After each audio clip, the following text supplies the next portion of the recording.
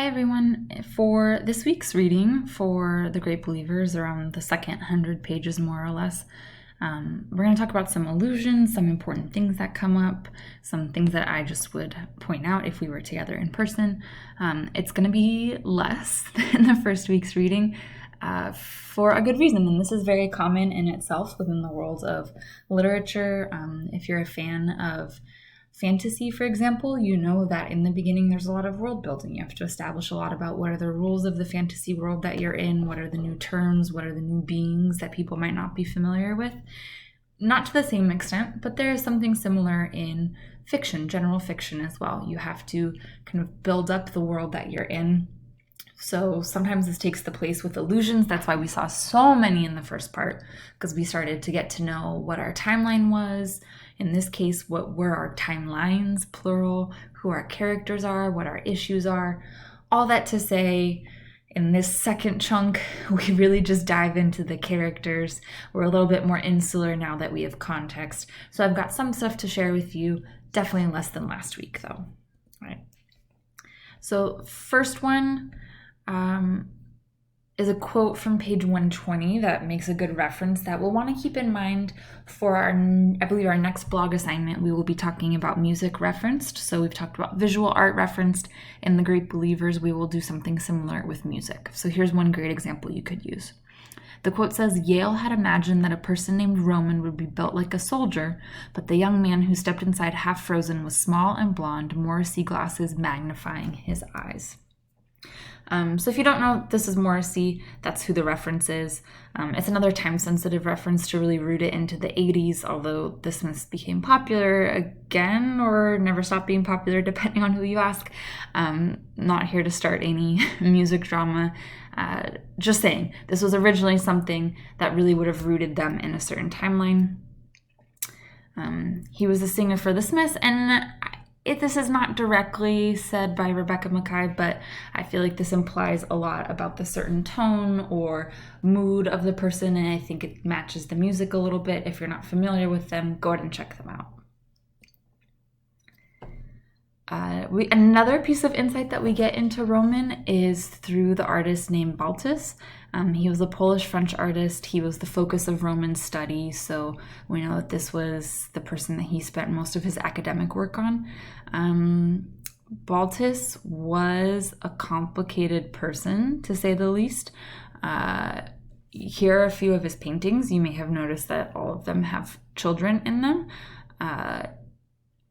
Recently, this painting, I believe, or relatively recently, this painting was given to the Met, and there was a lot of controversy about that. There are people who believe that his paintings over-sexualize children and that they should not be shown in this light, and that it's scandalous because that would imply that he saw them in this light, and then therefore his work maybe shouldn't be made public or put on display in museums. So that's one of the things that you will find out if you read about Baltus. The other was he just was very, very private, very reclusive. He was once asked for a little blurb about himself to put alongside some of his paintings in a museum. And this is word for word what he wrote back. He said, "No biographical details. Begin. Baltus is a painter of whom nothing is known. Now let us look at the pictures. Regards, B." So at the same time that he kind of inserts himself into some of the paintings, he really also wants nothing to do with the paintings in terms of his own personal details. Another great music reference we get is on page 134 in New Order. I believe this is when Yale is in his new office, and they talk about how he's listening to New Order. This is another anchor into the 80s timeline. Great English band. Also go check them out. And they don't say particularly which song they're listening to, but I like to imagine that he was listening to Bizarre Love Triangle, which, without giving too much away, if you listen to it and pay attention to the lyrics, you will see kind of fits with everything. Another artistic reference we get is when Yale is going through some of Nora's works that she has, and she refers to one that's Ebertune, the bedroom. This is that painting. It was painted by Modigliani, and this was of his common-law wife, Ebertune, who, it turns out, had her own artistic ambitions, but really at that time was not taken seriously as an artist, as a woman, and so was mostly known for modeling. And so I thought that was a really great parallel with Nora herself, who goes to Paris with all these artistic ambitions and finds herself mostly modeling, not really being able to get her own career, but as a woman able to, be this object to help advance other people's careers. Another reference is here in this photo. This is Erte. The quote that it comes from is where it says, "The necklaces and earrings weren't laden with gemstones," so referring to the jewelry that Nora had, but everything was deco and chic and bright, stuff out of an Erte print. No huge insight into this one from me. Maybe you can make more of it than I can. I think it just helps to get an insight into Nora's style or taste, especially if you're a visual person. Sometimes books with a lot of description can be frustrating. You would rather just see it. So here's something that can kind of help you in a way with that. Later in our more present day timeline, when Fiona and Jake are at a dinner party, talks about some of the artwork in that house. It says that Basquiat hung outside the bathroom. A Julian Schnabel plate portrait dominated the dining room. So here's some pictures of that just for contrast. So this is by Jean-Michel Basquiat. He was a very famous painter. Definitely go check out his work if you're not familiar with it. But right away you get the sense that it's a lot more modern, right? A lot more contemporary, less traditional than some of the other paintings that we've been looking at.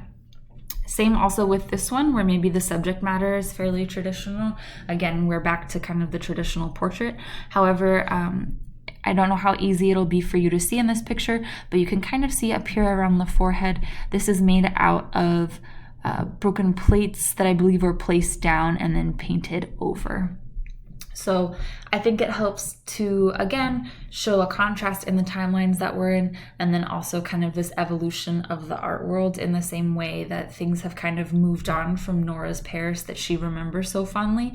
The art world has also kind of moved on from only consisting of these more traditional portraits and figures to things that are a little bit more what people at the time would have considered unconventional. And then just the last thing I want to leave within this video, I have so many quotes I could talk about. I have so many slides of quotes that I would have talked about if we were together in person. I just think that would make for maybe the world's least fascinating video. But one that I really did want to include in this week's lecture is from page 169. Where they say, "Well, everything about AIDS had been better all along in France, in London, even in Canada. Less shame, more education, more funding, more research, fewer people screaming about hell as you died."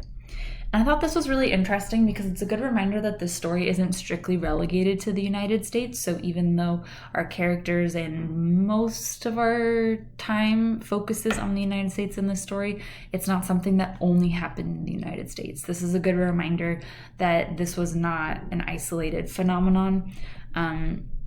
And yet also a reminder that with good reason we focus on the stories of people in the US because their experiences were so different than people from some other countries as well. So that's it. As I promised, a lot less for me to explain. I think more of our discussion this week will come in the discussion post talking about the lines that stood out to you and any questions that you have.